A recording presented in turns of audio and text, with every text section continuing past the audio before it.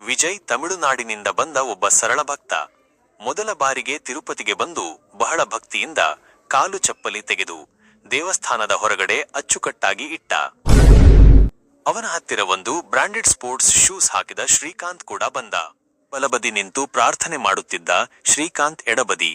ಒಬ್ಬ ಪಂಡಿತ್ ಎಲ್ಲರಿಗೂ ಪ್ರಸಾದ ಕೊಡುತ್ತಾ ಹೀಗೆಂದರು, ಪಂಡಿತ್, ಇದು ಲಡ್ಡು ಸ್ವಾಮಿ ಪ್ರಸಾದ, ಆಶೀರ್ವಾದ ಪಡೆಯಿರಿ. ವಿಜಯ್ ಕಣ್ಣು ಬಿಚ್ಚಿ, ಇಷ್ಟೊಂದು ದೊಡ್ಡ ಲಡ್ಡು, ಇಷ್ಟು ದಿನ ಇಡ್ಲಿ ಅಂತ ತಿಂದಿದ್ದೆ, ಲಡ್ಡು ಅಂತ ಗೊತ್ತಾಗಲಿಲ್ಲ. ಶ್ರೀಕಾಂತ್ ಜೋರಾಗಿ ನಗುತ್ತಾ, ಬ್ರೋ, ನೀನು ಲಡ್ಡು ಇಡ್ಲಿ ಮಿಕ್ಸ್ ಮಾಡ್ತೀಯಾ? ಪುರಾಣದ ಹೊಸ ಅವತಾರ. ವಿಜಯ್ ತನ್ನ ಚಪ್ಪಲಿ ಹುಡುಕುತ್ತಿದ್ದ.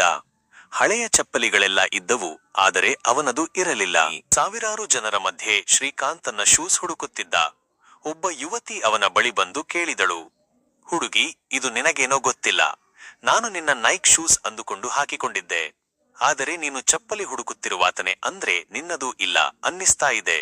ಶ್ರೀಕಾಂತ್ ಬೆಚ್ಚಿ, ಅಯ್ಯೋ, ನೈಕ್ ಬೇಕಾಗಿಲ್ಲ, ನೀನೇ ಸಿಕ್ಕಿದ್ರೆ ಸಾಕು. ಶ್ರೀಕಾಂತ್ ಮತ್ತು ವಿಜಯ್ ಇಬ್ಬರು ಶೂಗಳಿಲ್ಲದೆ ತಮಾಷೆಯಾಗಿ ನಡೆಯುತ್ತಾ ಒಂದೇ ಹೋಟೆಲ್ಗೆ ಹೋಗುತ್ತಾರೆ.